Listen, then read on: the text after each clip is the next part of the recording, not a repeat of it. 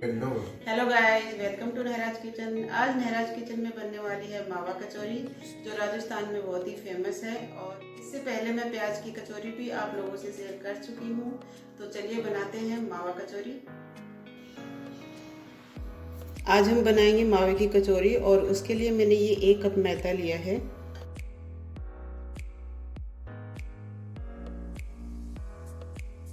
सबसे पहले हम मैदा को गूंदकर उसका डो बनाकर तैयार कर देते हैं,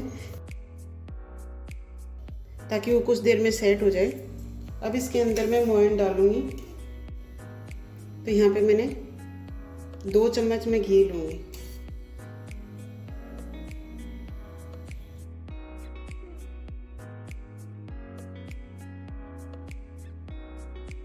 जब हम कचौरी बनाते हैं तो मीठा सोडा है वो बिल्कुल यूज़ नहीं करते।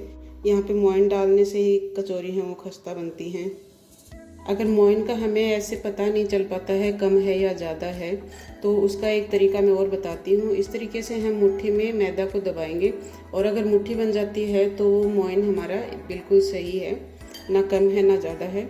तो इस तरीके से हमें इसको तैयार करना है। अब इसके अंदर थोड़ा थोड़ा पानी डालकर हम डो बना लेंगे। एक साथ पानी नहीं डालना है, वरना हमारा डो है वो पतला हो जाएगा। ये लीजिए, डो बनाकर हमने तैयार कर दिया है। अब इसको हम साइड में रख देते हैं ढक्कन लगाकर, तब तक ये सेट हो जाता है। यहाँ पे आधा कप मैंने पानी लिया है और ये 1 कप मैंने चीनी ली है।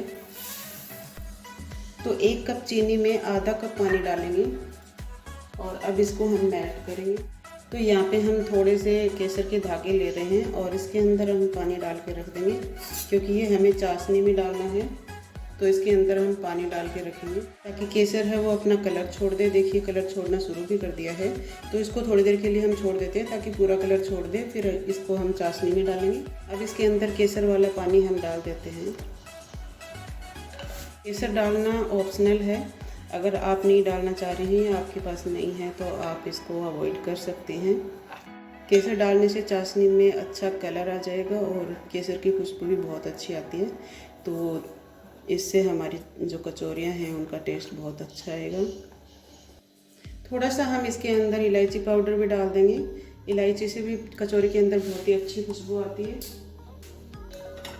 और इसको हम मिक्स कर देंगे। अब चाशनी को हम साइड में उतार कर रख देते हैं ताकि ये ठंडी हो जाए, और तब तक हम कचौरी का जो मसाला तैयार करना है वो करते हैं। यहाँ पे कढ़ाई में मैंने मावा लिया है और ये घर पे ही तैयार किया है मैंने। जिस कप से हमने चीनी का मेजरमेंट किया था उसी कप से मैंने मावे का भी किया।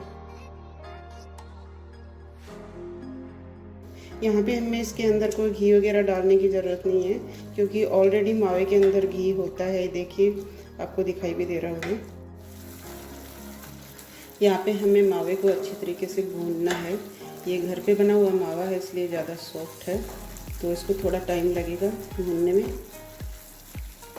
यहाँ पे मैं 3 बड़ी इलायची के दाने ले रही हूँ, ये भी इसके अंदर हम डाल देते हैं। यहाँ पे मैंने 1/3 चम्मच जायफल ली है, इसको मैंने कस लिया है। यहाँ पे मैंने कुछ ड्राई फ्रूट्स लिए हैं, काजू, बादाम और पिस्ता इसके अंदर मिक्स किए हुए हैं, तो ये भी मैं इसके अंदर डालूँगी।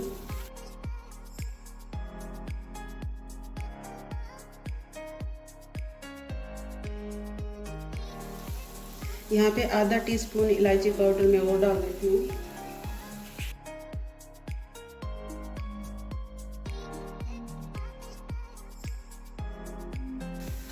मावे को अच्छी तरह से हमने सेक लिया है। अब गैस हम बंद कर देते हैं और इसको साइड में रख देते हैं ठंडा होने के लिए। मावा है वो ठंडा हो गया है। अब इसके अंदर पिसी हुई हम 2 चम्मच चीनी डालेंगे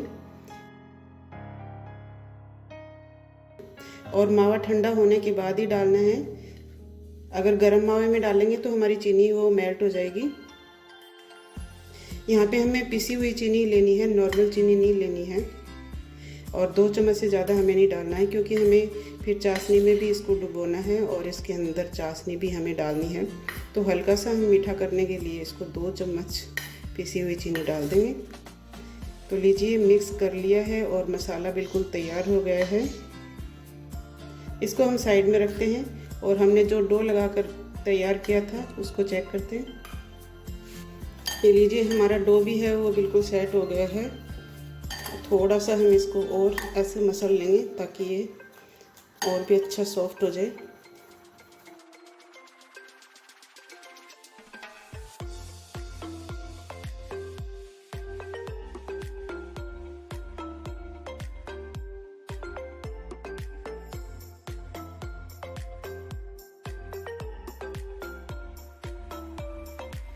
यहाँ पे मैंने 7 पीसेस कर लिए हैं और अब इसके हम इस तरीके से गोले तैयार कर लेंगे।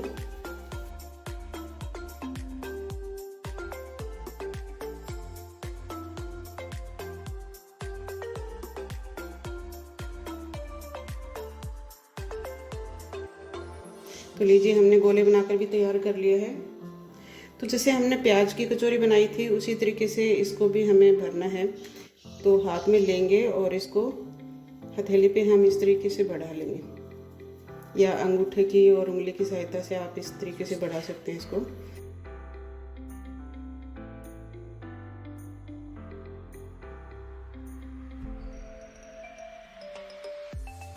मसाला डालने के बाद में हमें इस तरीके से इसको बढ़ा के और इस तरीके से हमें जॉइंट करना है।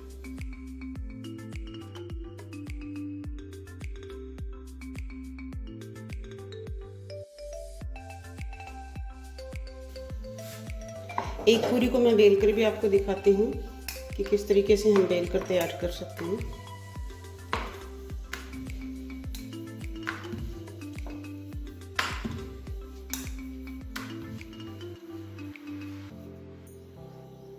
अगर ज़्यादा पतली करते हैं तो इसके अंदर से ड्राई फ्रूट्स हैं वो निकल जाएंगे, तो ज़्यादा पतला नहीं करना है, हमें थोड़ी थिकनेस ही रखनी है इसकी।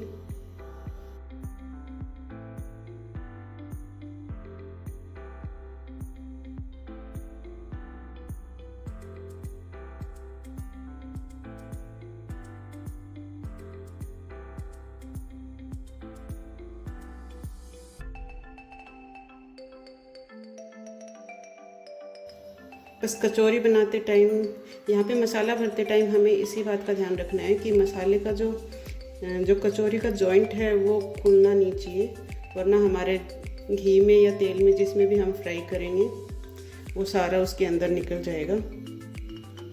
तो जॉइंट है वो अच्छे से पैक होने चाहिए उसके।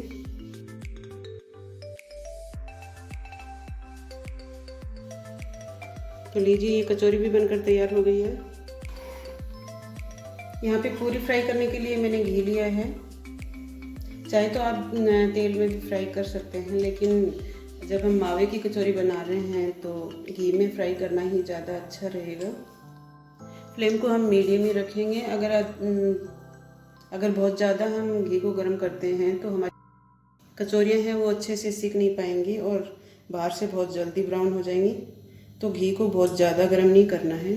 गर्म हो गया है, अब इसके अंदर हम कचौरी को डाल देंगे।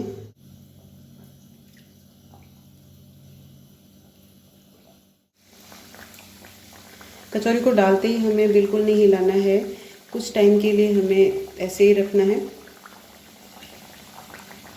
जब वो धीरे धीरे सीख कर ऊपर आने लगेगी तब इसको हम हिलाएंगे।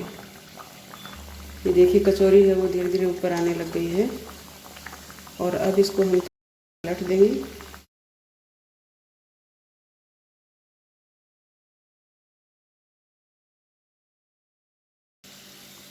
सीखने के बाद में कचौरियाँ हैं वो थोड़ी लाइट वेट हो जाती हैं, तो उसके बाद में हम घी या ऑयल जो भी डालते हैं उसके ऊपर वो तैरने लगती हैं। इनको इसी तरीके से उलट पलट करके हम ब्राउन होने तक इनको पकाएंगे। ये देखिए, कचौरियाँ फूल कर कितनी बढ़िया तैयार हुई हैं और हल्का हल्का सा इसके अंदर ब्राउन कलर भी आने लग गया है। ज़्यादा गहरा कलर नहीं लाना है, हल्का हल्का ब्राउन ही रखना है। तो कचौरियाँ हैं हमारी बनकर तैयार हो गई हैं। अब इनको हम निकाल लेंगे। ये लीजिए, कचौरियाँ तो फ्राई होकर तैयार हो गई हैं। अब इनको हम चाशनी में डुबोएंगे।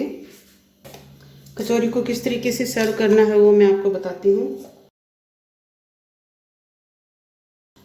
तो यहाँ पे मैंने 3 कचौरियाँ ले ली हैं और इसके अंदर हम छेद कर देंगे।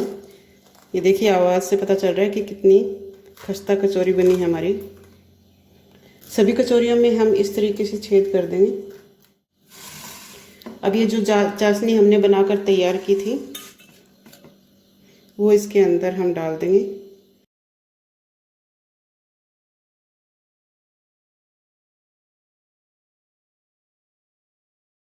चाहे तो आप चाशनी जिस बर्तन के अंदर है उसके अंदर भी इसको डुबो कर रख सकते हैं। तो इस तरीके से हम चाशनी वाली कचौरियाँ तैयार कर लेंगे। अब इसके ऊपर थोड़े से ड्राई फ्रूट्स हम गार्निश के लिए डाल देते हैं। तो लीजिए मावे की कचौरियाँ बनकर तैयार हो गई हैं। आप भी एक बार ट्राई ज़रूर करें और ट्राई करने के बाद में जब आप बनाएं तो मुझे कमेंट बॉक्स में ज़रूर बताएं कि आपकी कचौरियाँ कैसी बनी। अगर आपको मेरी रेसिपी अच्छी लगी हो तो प्लीज़ मेरे चैनल को सब्सक्राइब करें और वीडियो को लाइक करें और साइड में जो बेल आइकन का बटन है वो ज़रूर दबाएं ताकि मैं और भी अच्छी अच्छी रेसिपीज़ आपके लिए लाती रहूं। तो फिर मिलते हैं एक नई रेसिपी के साथ में। Thank you for watching.